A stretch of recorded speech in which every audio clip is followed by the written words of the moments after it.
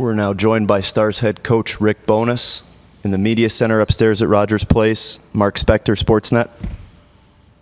Rick, I know you coaches are never completely happy, but this was really looked like a very close to a perfect game for your club. Your defensemen jumped in, they got some goals, you defended well, you got the goaltender you want. Is this as close as we'll see to a happy head coach here?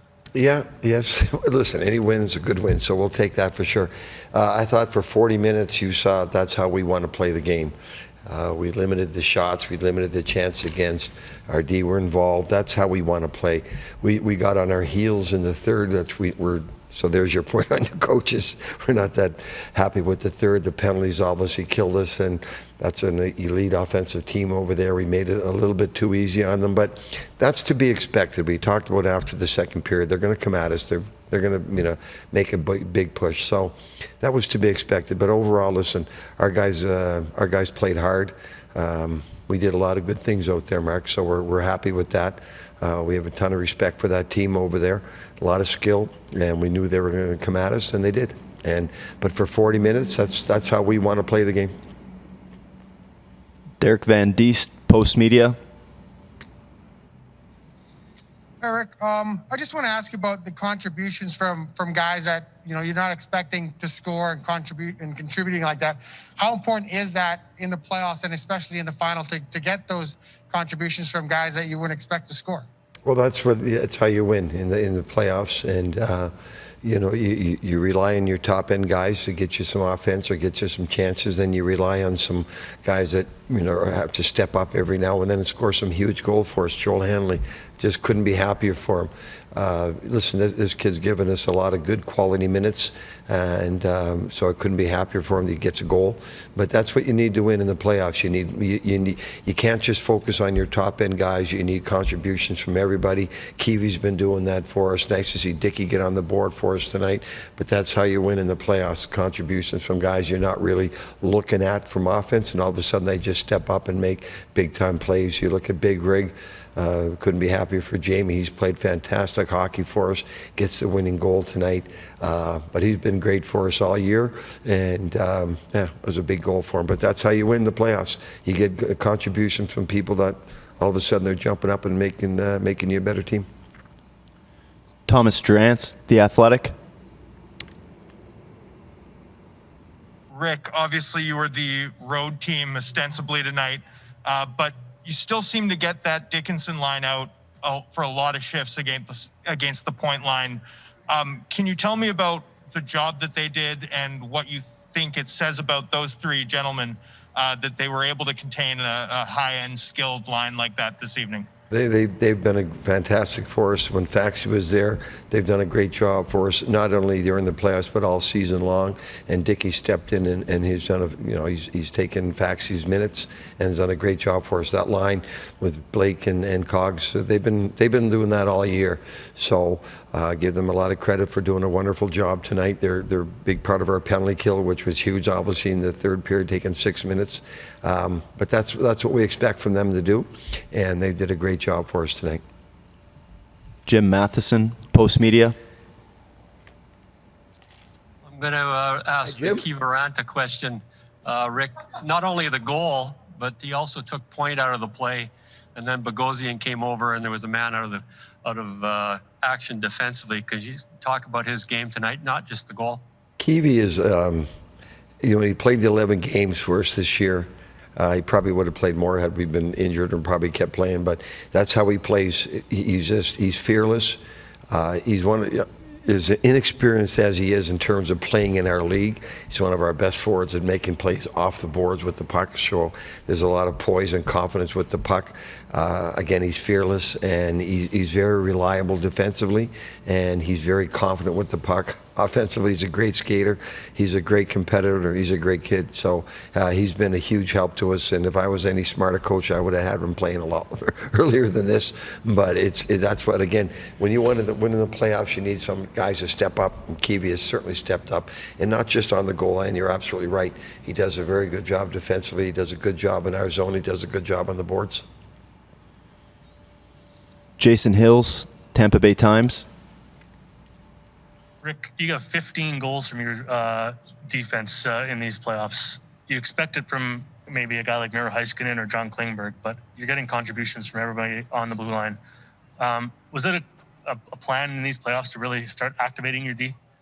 Well, we went into training camp in July 11th, and we put the first 3 days of camp on exactly that. Our defense getting a lot more involved, not only with the rush, but in the offensive zone, and getting more shots from them, getting their D more involved. In this league today, your D have to be a big part of your offense. They do.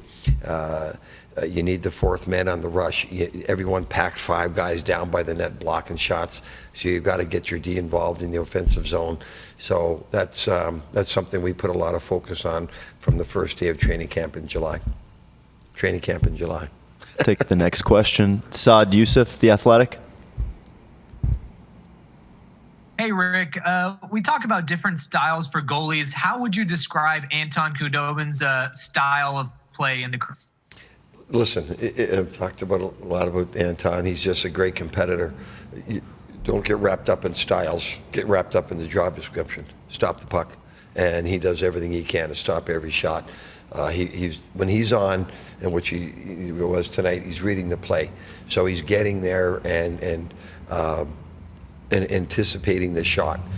He's not late. He's not chasing the game around. He's focused on what's coming, where it's coming from, and he's meeting the puck. So his positional play has been great. His reads have been great. But more importantly than anything, he's a competitive guy, and he'll do whatever he can and to stop the puck, and that's why he's so effective.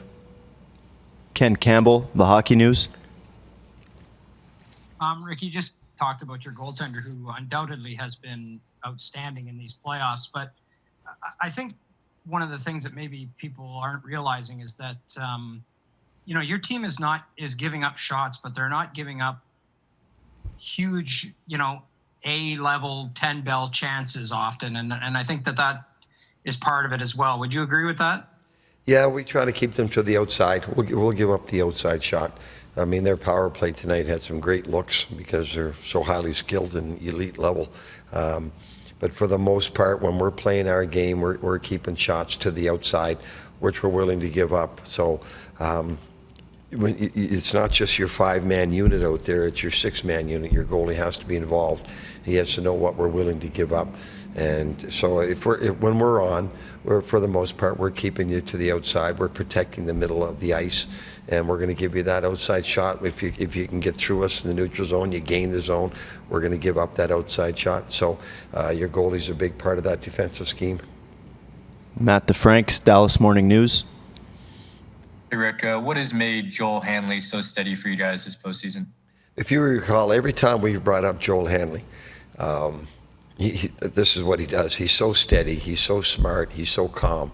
And he stays within his strengths. He doesn't try to step out of what he does well, and nor does he chase the game.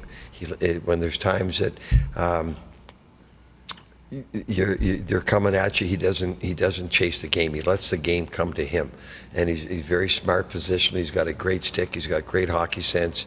And one of the things I told the guys earlier when they're all, we had the team and the aces, and I said, listen, and I told our team that we can take Joel Hanley and we can put him in any situation, and we're going to feel very confident on the ice. If you recall, like there was times during the last 2 years when I was coaching the D and we had Feds and Hanley out there, they were fine. So we know what we're going to get from Joel. He's a very, very confident in what he does well type player. And the goal is obviously a bonus, but this is how he plays. And so we're not surprised at what we're seeing from Joel. Sean Shapiro, The Athletic.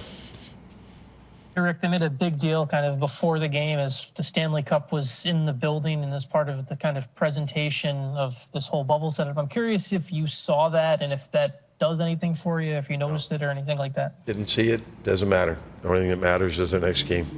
So I've been in the finals a couple times. I know the cup's going to be around. You don't even worry about it. You don't even you can't afford to think about those things. All you can do is afford to think about what's coming next and get ready for it. Greg Wyshynski, ESPN. Thanks a lot. Rick, I was curious to get your take on the play at the end of the second period where Maroon shot the puck into your bench. I know they gave him the 10. Did you think they'd give him the 2 as well? That's not up to me. That's not my call. They gave him 10. They gave him 10. So I have really no comment on that.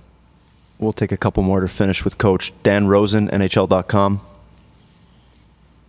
Yeah, Rick, this is not less of a question, more of an opportunity for you to give some thoughts that you had as the third period was unfolding and you watched Anton do what he did. What were you thinking from the bench? That